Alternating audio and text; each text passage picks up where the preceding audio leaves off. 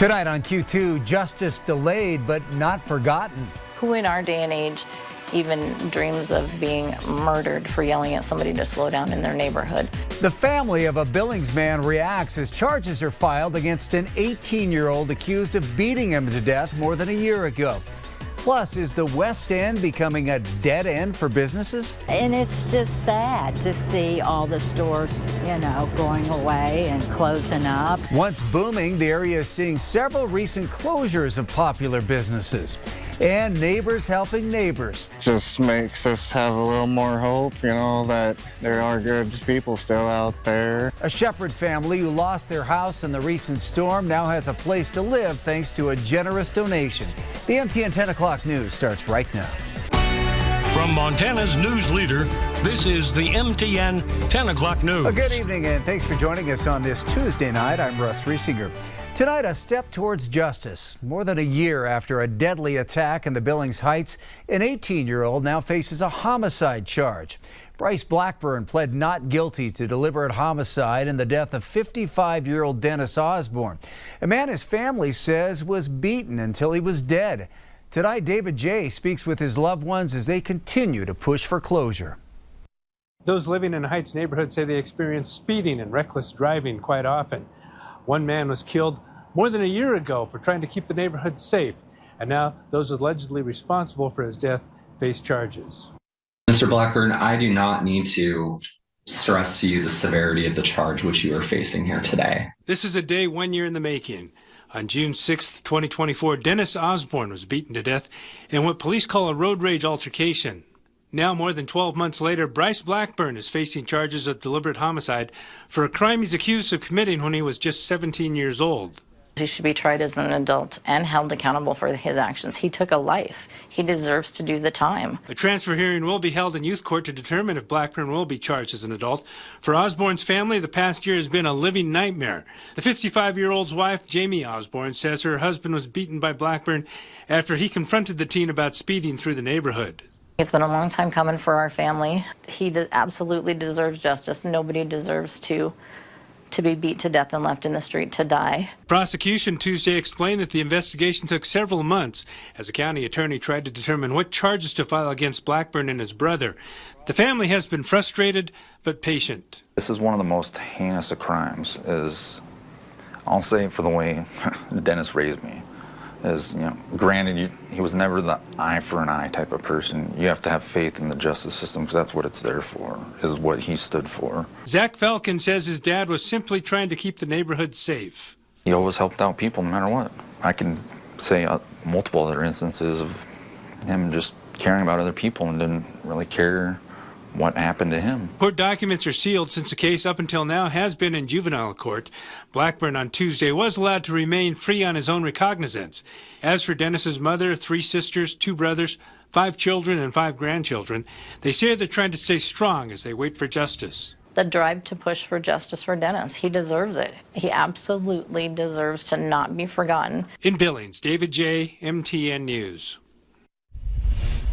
Billings Fire Department gets an unusual wake-up call this morning. Not a house or a building fire, but a ball pit in flames at the Pauley Drive Elementary playground. The ball pit, a new addition to the school after a lot of fundraising efforts, had quickly become a student favorite.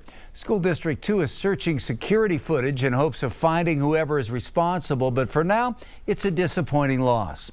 We get a lot of vandalism at the schools, but typically it's more like windows getting broke, painting on graffiti, breaking some items and things like that, sometimes stolen. This weekend we had a tractor stolen from one of the school sites too. The district normally covers repairs for most vandalism, but with this being a rather unique case, they're now unsure how those costs will be covered. Well, if you live in Laurel, you'll soon be seeing higher water and wastewater bills. That comes after City Council approved the rate increases 6-0 tonight. Laurel City administrative leaders say the increases are needed with rising energy prices and labor costs, as well as a need for upgraded equipment. The increase will be a tiered rate, increasing annually to the year 2030. The water rate will increase 16% each year for the next 2 years, then 4% a year after that. The wastewater rates are rising 9% in each of the next 3 years, with a 5% increase from 2029 through 2030. The last water rate increase in Laurel was back in 2015. The charges will be raised annually starting July 10th. Montana's unemployment rate has hit a new record low. May unemployment clocked in at 2.8%, almost 1.5% below the national average. While total employment fell slightly, Montana added 2,000 payroll jobs in May. The increase is being driven primarily by growth in the construction industry. The West End had become one of Billings' most populated areas, with businesses booming at almost every corner of King Avenue. But times seem to be changing a bit, with one giant-sized retail complex soon to be completely empty. The at-home store is set to close shortly, located right next to the old Costco. Tonight, our Matt Carmack discovers the reason behind the shuttered doors and the impact that it's having. If you happen to visit this shopping center on the 2000 block of King Avenue on any weekday just 10 years ago, cars would have filled this parking lot and stores would have filled this strip mall. But now At Home will be officially closing their doors in September, leaving the shopping center completely vacant. So what happened in the past 10 years? For Billings shoppers visiting King Avenue, Everything's having to close. this once busy street may seem like a graveyard for big box stores. And it's just sad to see all the stores, going away and closing up. But it's perhaps even more shocking for those visiting from out of town, like Grace Peterson from Powell, Wyoming. I just love the brick and mortar stores. What's wrong with that? Why are we having to resort to one-click shopping?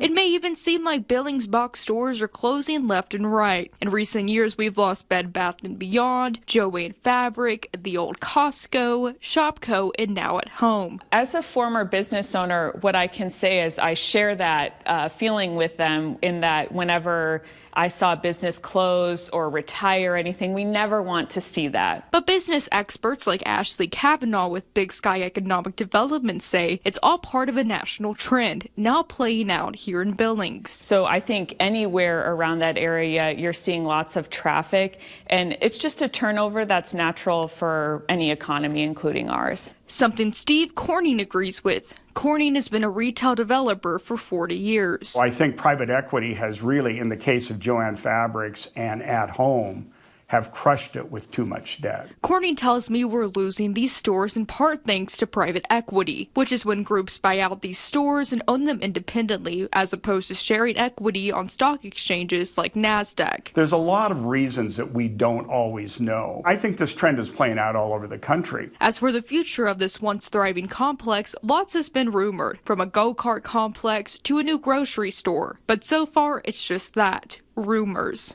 There are very few tenants of that size. In Billings, Matt Carmack, MTN News.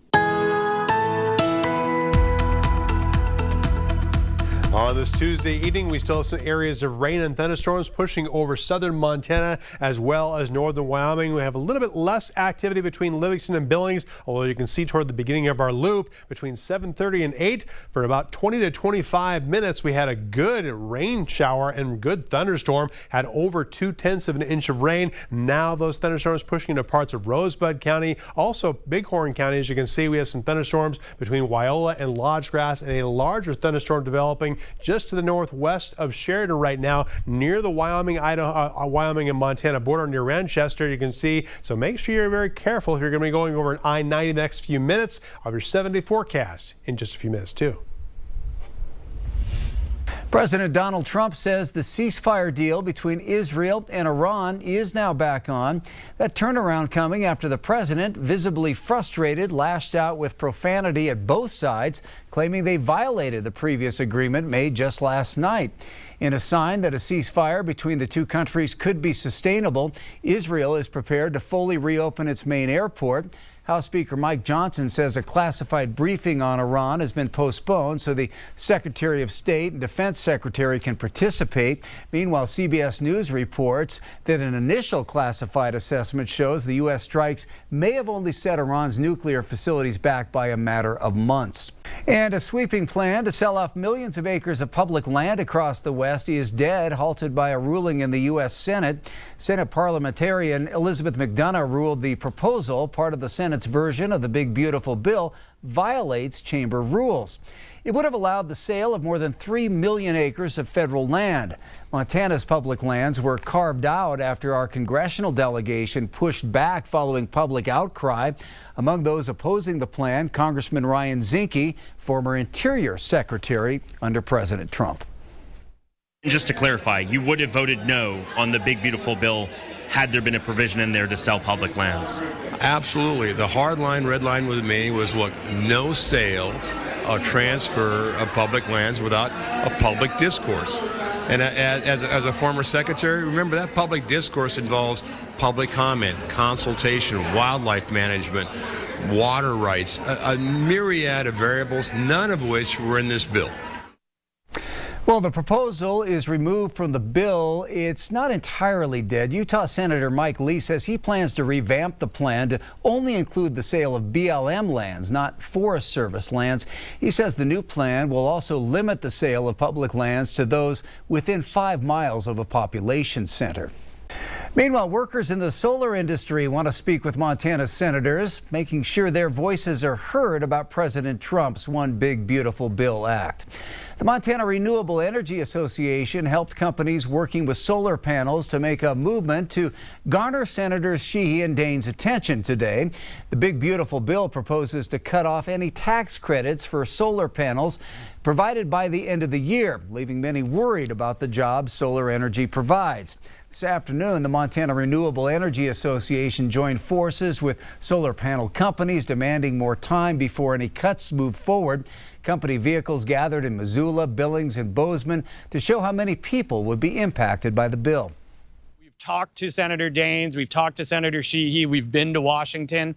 They understand the value of this and they understand the jobs that are on the line here. Don't get me wrong, we need to clean up our government a little bit. And that's why most of us in this industry are like, hey, give us a glide path, give us a way to smooth this out, don't slam the door on us. The Senate is set to vote on that bill by the end of the week.